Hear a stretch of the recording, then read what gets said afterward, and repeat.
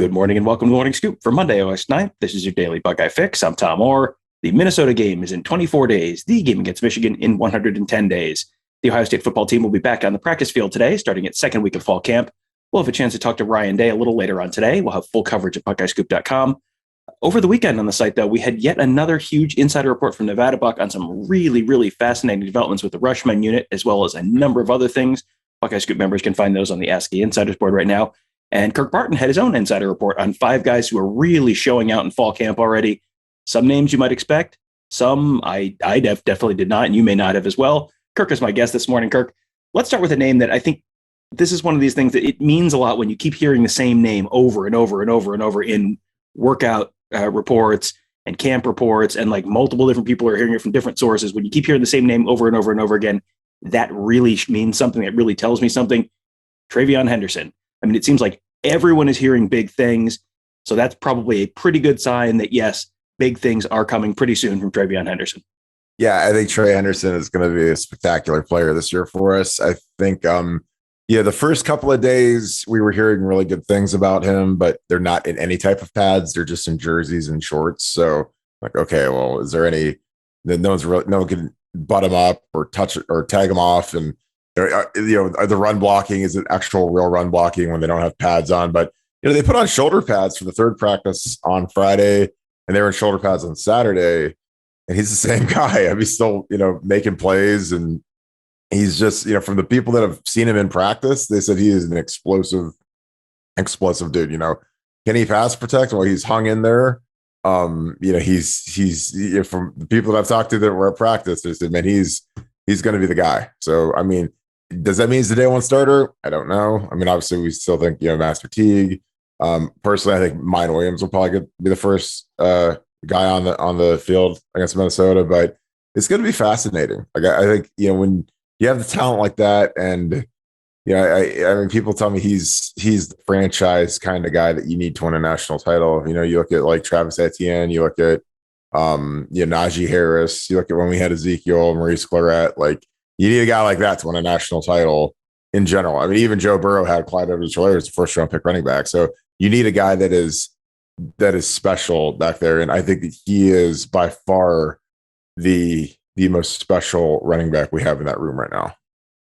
Next up is a guy who had, I think people had some pretty big expectations for him this year. Mm-hmm. They had pretty big expectations for him coming out of high school. And, but all that said, he's like just apparently blowing all those expectations away. Nick Petit-Frere, he is someone who, I mean, he's got a big personality. I think people are going to sort of, now that he's sort of breaking out as a player and you're starting to get into the NIL business, I think people are going to sort of get to know his personality a little bit better. But just a little behind the scenes look at him last week. We were sitting there waiting for interviews on, I think, Friday when we were waiting to talk to Kerry Combs. All the players are kind of walking off the practice field and just kind of walk past and going back in the locker room, and they're, just want to go get showered and all that. Nick Petit-Frere stops in front of just a group of reporters, turns, hey, how you guys doing? Starts talking to us and just, shooting the breeze for 3-4 minutes. I mean, just a really fun, outgoing kid. And he is, I mean, not only potentially, popping this year as, maybe this is potentially a contract year from him, but also fascinating note from you. Everyone has sort of had him like written with Sharpie at right tackle. He may not necessarily be the starting right tackle this year. Let people know about that. Yeah.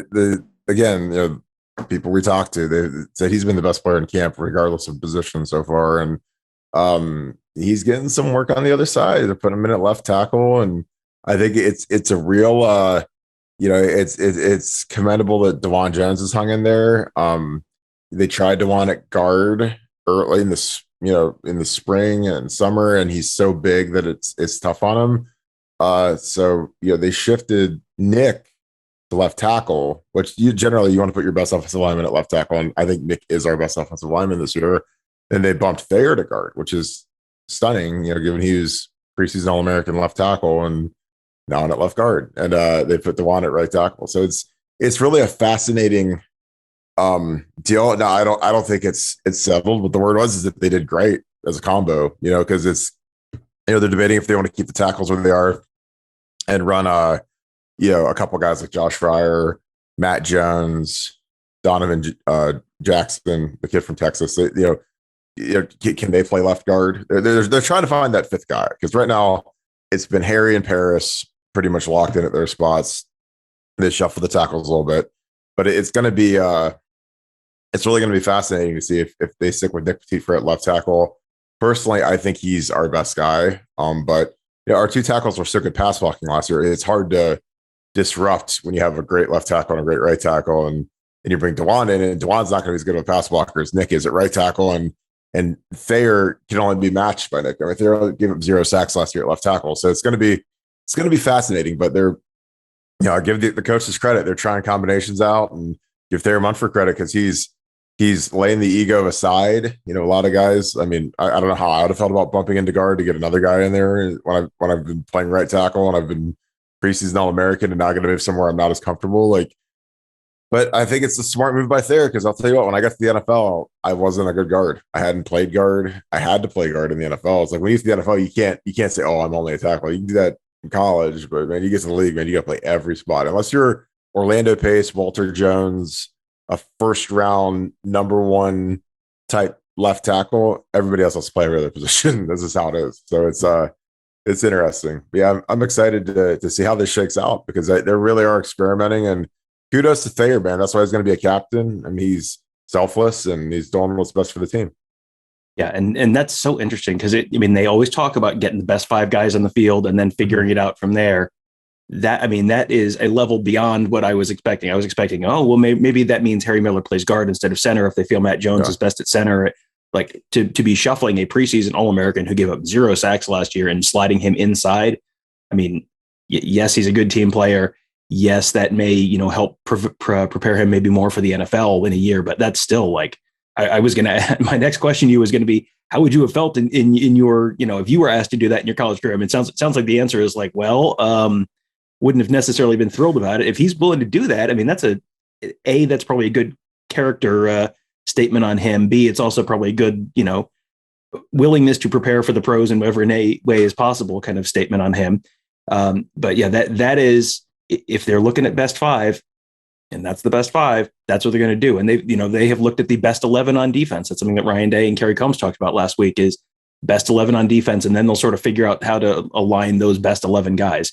One of those guys who is maybe jumped to the front of the line at linebacker, we were expecting there was a decent chance for Dallas Gant to be the starter at Mike, but Cody Simon was there for the first practice. It sounds like Cody Simon may be in the process of earning that job for good. Yeah, he's one of those guys I just can't say enough good things about. The things I've heard, he's explosive, outstanding blitzer, leader of the team, very, very twitchy.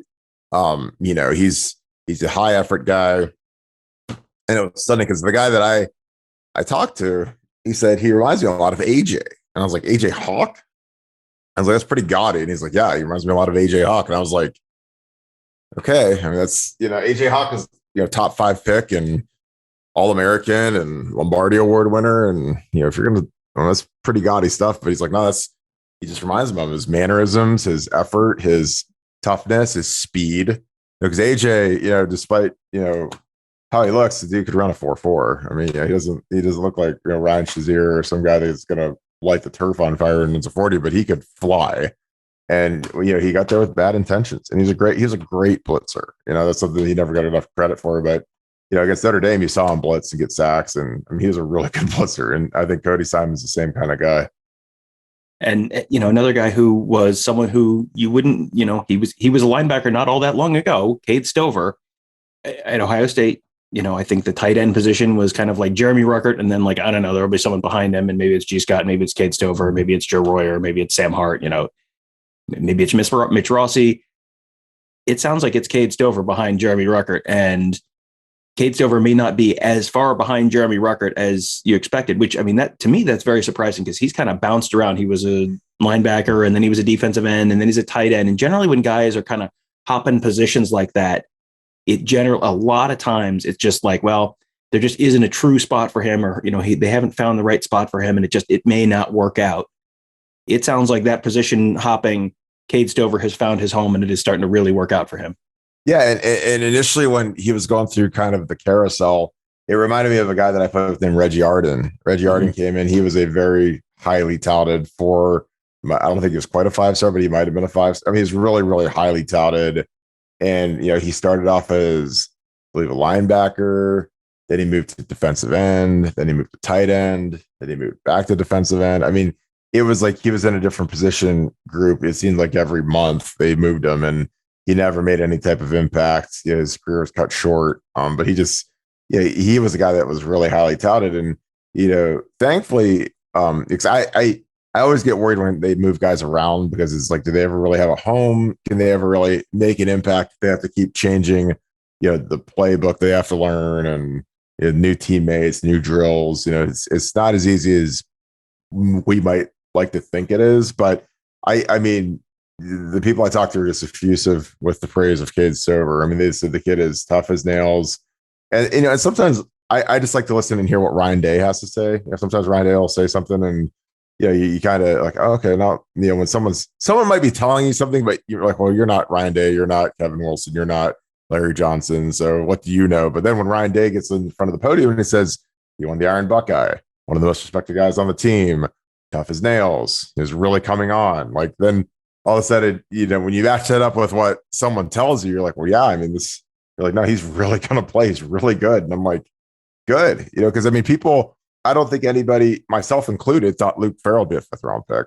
I mean, we always thought, Ruckert's kind of the sexier Darren Waller type receiving tight end, and that's what gets drafted now. And but there's still room in the league for a guy who's tough, who blocks, who can make the occasional catch, and can play special teams. And guys like that, you never hear their names on Sunday, but they played 10 years in the NFL, and I played with a bunch of those guys that I could name them.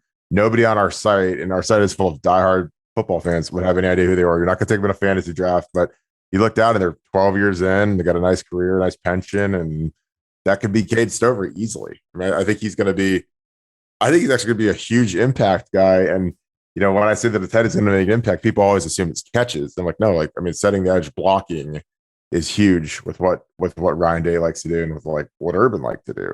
So you have a tight end that can knock them back and finish blocks. Then all of a sudden you get these edges, and you got a guy like Trey Henderson who gets to that corner, and it can get really, really pretty, really fast, is what I could say in the running game. Yeah, and I mean, you mentioned Luke Farrell, another guy who was a tight end on that team last year that, I mean, Ohio State fans may not have even been thinking about him because he was not a big receptions guy. Jake Hausman, Yep. He just got claimed off waivers by the Giants, just went from the Lions to the Giants over the weekend. Yep. That's 2 Ohio State tight ends, not including Jeremy Ruckert from last year's team, who are still in NFL camps right now. I mean, Ohio State tight ends don't put up huge numbers in college. They do all seem to end up in NFL camps and sticking around for a little while. So, yeah, that's something to watch. And yeah, Cade Stover may be one of the next guys off that assembly line. Last guy, another guy who I think is probably safe to say will probably be in an NFL camp this time next year. Garrett Wilson. He was a 5-star recruit, instant star as a freshman. I mean, this is not under the radar guy by literally any definition of under the radar guy. But entering what is his 3rd and likely final season in Columbus, it sounds like he is on a whole new level, maybe on that kind of J.K. Dobbins like contract year mentality where he's just kind of putting it all, and it's just like, okay. And now there's another level there. Yeah. And to me, obviously it's easy for me to say Garrett Wilson is good. I mean, he's actually spectacular, but you always kind of evaluate, when there's a quarterback competition, who do you think is leading the competition? I think C.J. Stroud's already won the competition, to be honest with you. I think that they're still rotating guys in to keep them happy, keep them from transferring. I think the real competition is at backup between the other two that aren't C.J. Stroud. But you always, have people pay attention to, well, who does he have the most chemistry with?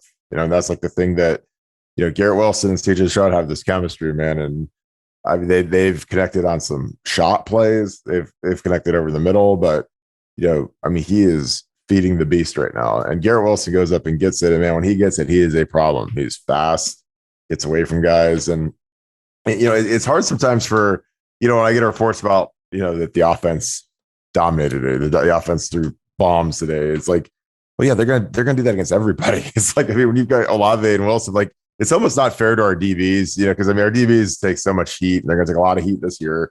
If they play like they did last year, but I mean, when they're going against Garrett Wilson and Olave, it's, well, yeah, they're going against literally the top 2 receivers in the entire country. So I mean, those guys get open. They're really good. And I mean, if anything's going to make those guys better, it's going against those 2, because they can't take a day off or they'll get completely embarrassed. And Yeah, DeMario talked about that. Good. Yeah, you end up hearing corners a lot of times. In corners are generally a little more honest and a little more willing to speak their minds than guys at other positions, and they'll do that on the field, and sometimes they'll do that in the interview room as well. But I've heard a number of corners say, like Saturday is the easy day. Like the challenge is during the practice, and then it's like swinging a weighted bat. And then you knock the donut off for Saturday, and it's like, oh, this is easy. I'm not going against Chris Olave or Garrett Wilson on Saturday. I would imagine, for you, some of the guys you were going up against, on the defensive line, Monday to Friday, that was probably the same for you. Like you get to Saturday and it's like, oh, some guy from, I don't know, Illinois or something, like, oh, this is, this is not nearly as challenging as practice. Well, yeah. I mean, I literally, my senior year, I went against Vernon Gholston every day. I went against Vernon Gholston and Cam Hayward. So it's like they're 2 first rounders. I mean, Cam just signed a huge extension, even though he's 34 or 33. I mean, he's up there, and they just gave him an extension that you normally give to like a 26-year-old, 27-year-old. And he was really good. I mean, Vernon Gholston was really good. Like, it's just one of those things where when you're going against guys like that, you can't take a day off. You can't mentally, when you walk into the building, it's game day. I mean, if you treat it like anything other than game day, man, you're going to get washed and you're going to have bad days. At the end of the day, when you walk off the field, either he has a bad day or you get a bad day. Either he gets yelled at or you get yelled at. So, I mean, you gotta bring it. And honestly, like, it doesn't get any better than that. Cause like, if I could show up to practice and just dominate kids because I'm just so much better, I'm so much more physically gifted, then that never is going to push me to be better. But when I have to go against like Vernon, especially his junior year when he had 14 and a half sacks and he was really playing well, had a couple sacks on Jake Long. I got to go against Cam, who's a freshman, but he still was 6'7", long arms, explosive, powerful. Started as a true freshman. I mean, you got to bring it. And I mean, that's like, and honestly, DeMario McCall did as good a job in the press conferences I've ever seen, because I mean, I really, I was down on the kid after he filmed the thing in the locker room with Ryan Day. I shouldn't do that. But, that guy's taking more crap than anybody. But I mean, he's got a great mentality. He's playing corner now. He's a twitched up little dude, man. So, I mean, if he can contribute, give us anything, that's better than him being our 6th running back or our 10th wide receiver. So, I mean, Bill Green always talks about guys that are okay receivers that should make the switch to corner so they can have a livelihood in the NFL. And if DeMario has a nice year, at least he has a shot to get into a camp. If he stays at running back or receiver, no shot. So that's going to be something to watch, to see how the cornerback battle is the thing that really has me intrigued. Is who's going to be the number 2 corner? Is Seven Bag's going to play better? Are a lot of these guys going to play better? Like, I mean, Kerry Combs takes a beating, but it's at some point some of these players got to make plays, man. I mean, you can't let guys run past you and throw the ball over your head. I mean, that's what it is. Well, there are no days off. If you were an Ohio State football player during August, you can't take a day off. We can't take a day off at BuckeyeScoop.com either. It has been a busy month already, and things are just kind of continuing to ramp up. We have had more and more insider practice reports each day. Nevada's churning out a new report. Kirk's churning out a new report. Getting new recruiting insight from Mark and Bill and Alex and Dominique and Tony's churning out new content. We have an incredible team at BuckeyeScoop.com. You should consider signing up today to become a member and getting access to all of that great content. You can sign up today at BuckeyeScoop.com. If you sign up today, your first month of membership is going to get you pretty much into Oregon game week, which I have a feeling there's going to be a little bit of interest for that one. There might be a little bit of interest in the weeks leading up. We may have some interesting announcements coming up later this week that you might want to be privy to and have access to. I'm not saying, I'm just saying. You can sign up today at BuckeyeScoop.com. Also, do make sure you check out all of our great podcasts. Kirk has Scoop World Order. Mark and Bill have Gives in the Bank, and Vegas Knows should be coming back soon as they do their gambling shows. Dominique has Beyond the Shoe. Alex has Around the Oval. We have these Sloopcast guys. We have the Silver Bullets guys. We have a ton of great shows. You can find them all by searching Buckeye Scoop on whatever your podcast platform of choice is. You can subscribe right there and leave us a 5-star rating and review, which will always is appreciated. Format of Sunday show got a tremendous feedback on YouTube, so we'll probably do a few more of those with interview clips and that kind of stuff. You guys seem to really like that, so we'll do some more of those morning scoops. We'll be doing more morning scoops. We'll be doing more Buckeye Weeklies. We're doing a bunch of everything. It's all on whatever podcast platform you like. All you have to do is subscribe. And speaking of subscribing, youtube.com/Buckeye Scoop. You can subscribe right there to make sure you never miss one of our videos. You can also, at the end of this video, there's going to be a little pop-up that'll have another video that you can watch from Buckeye Scoop, but it'll also have a little Buckeye Scoop logo you can click on. Just click on that, and that'll subscribe you to our YouTube channel. And then you'll get notified every time we post a new video. We have tons of player interviews this week. We're going to have some practice access this week, so we'll have more videos from inside practice. We'll have more podcasts, more analysis of what we got to see, interviews with players and coaches. It is all at youtube.com/Buckeye Scoop. It is all free. All you have to do is subscribe, and then you get notified every time we post a new video. That'll do it for today. Thank you guys for joining us. Have a great day. We'll talk to you tomorrow.